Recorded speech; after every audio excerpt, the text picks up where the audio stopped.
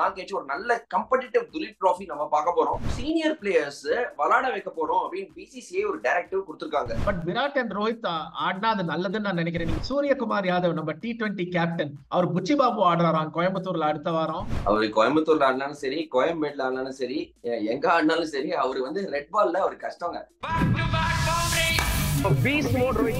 விராட்டோட ஒரு biggest quality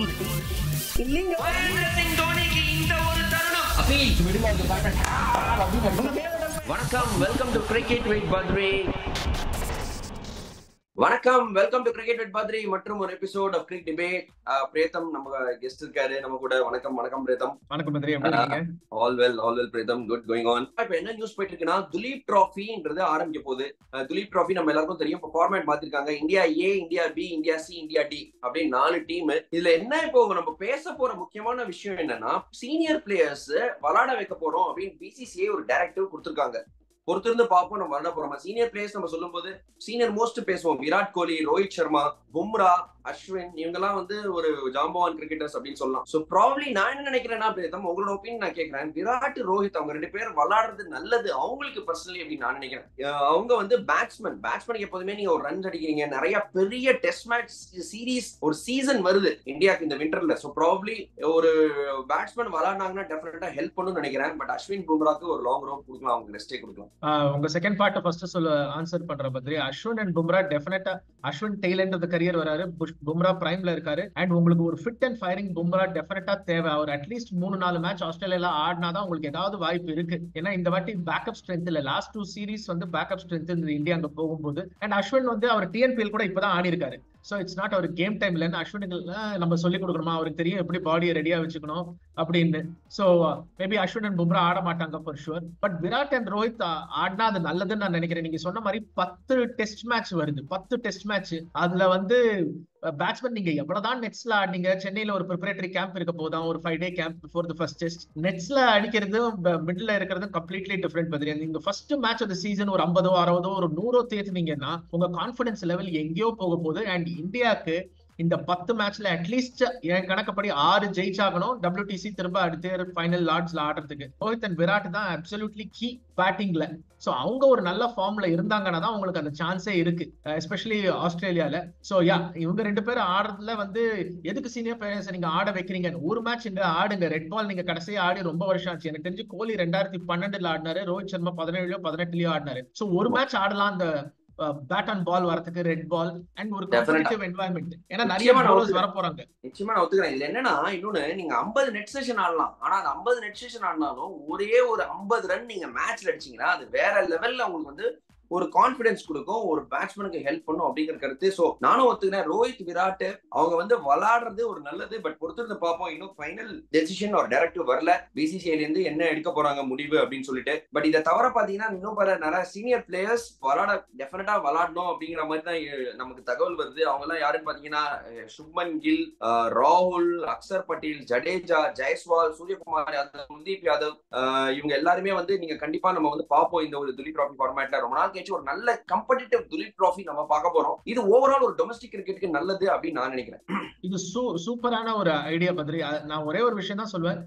Kuldeep Yadav and Axar Patel நிறைய ஆடிட்டாங்க, IPL ஆடினாங்க, வேர்ல்ட் கப் ஆடினாங்க. 2 பேரும் ரிதம் போலர்ஸ், இமீடியட்டா ரிதமுக்கு வந்துருவாங்க. அவங்க ஆடணுமான்னு எனக்கு அவசியம் இல்லை. பட் அது coach and captain and selectors என்ன டிசைட் பண்றாங்க. ஆனா நீங்க சொன்னது ஒரு கரெக்ட். இது ரொம்ப காம்படிட்டிவா இருக்கும், போட்டி நல்லா இருக்கும். ஏன்னா அந்த டெஸ்ட் டீமுக்கு வந்து பும்ரா அண்ட் ஷமியை தவிர யார் இருக்க போறாங்க பேஸ் போலர்ஸ்?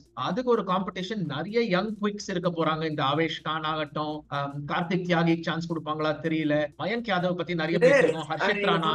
நீங்க சொல்லும் போது எனக்கு ஒரு தோணுது. ஆக்சுவலி இந்த ஒரு டோர்னமெண்ட் இன்ஃபேக்ட் இந்த ஃபாஸ்ட் பவுலர் ஸ்கவுட்டிங்க்கு ஒரு நல்ல யூஸ் பண்ணலாம்னு நினைக்கிறேன். ஏன்னா ஒரு பும்ரா இருக்காரு, முகமது ஷமி, இவங்க 2 பேரும் ஜாம்பவான் bowlers ஒத்துக்கலாம். they select themselves straight away. ஆஸ்திரேலியால இவங்க 2 பேர் பந்து வச்சு நிக்க போறாங்க நமக்கு தெரியும். பட் அடுத்தது முகமது சிராஜ் அவர் நல்லா பண்ணிட்டு இருக்காரு, அவர் இருப்பாரு. பட் இவங்களை தவிர எனக்கு தெரிஞ்சு இன்னும் 2 ஃபாஸ்ட் பவுலர் தேவை. யாருன்னே தெரியல. அந்த அட்லீஸ்ட் 3 தேவைங்க உங்களுக்கு. ஐடென்டிஃபை பண்றதுக்கு இந்த டோர்னமெண்ட் முக்கியம்னு நினைக்கிறேன். 100%. ஏன்னா நீங்க பாத்தீங்கன்னா இந்த test match back to back வருது. நவம்பர் 22 ஆரம்பிச்சு ஜனவரி 6 முடியுது. சோ 6-7 வாரத்துல 5 டெஸ்ட் மேட்ச் ஜோக் கிடையாது. பேஸ் பவுலர்ஸுக்கு பண்ண முடியாது. சோ நீங்க 6 பவுலர் எடுத்துட்டு போனாதான் உங்களுக்கு சான்ஸ் இருக்கு தட் 3 பவுலர்ஸ் ரொட்டேட் பண்ணலாம்னு. சோ எஸ், அந்த 3 ஐடென்டிஃபை பண்றது ரொம்ப ரொம்ப ரொம்ப முக்கியம். அதை பண்ணணும். இன்னொன்னு பத்தி நிறைய பேர் இந்த விஷயத்த பேச மாட்டேங்கிறாங்க. சாஸ்திரி கோலி காம்பினேஷன் போது இந்த up and coming fast bowlers fitness நிறைய இருந்தது.